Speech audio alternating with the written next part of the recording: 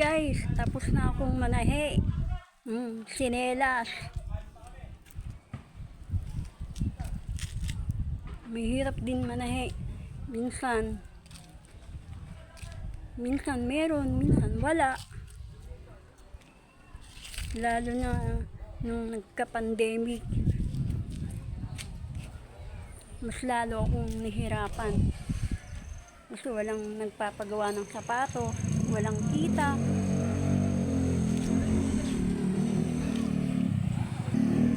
Namatay pa yung nanay ko.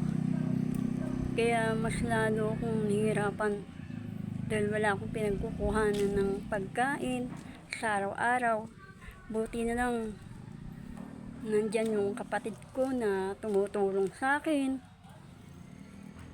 Pero nakakahiya rin minsan manghingi.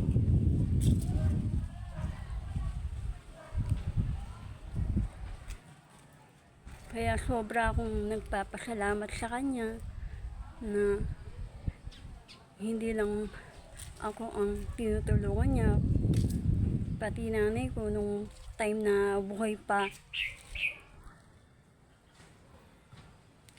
Salamat guys. Thanks watching.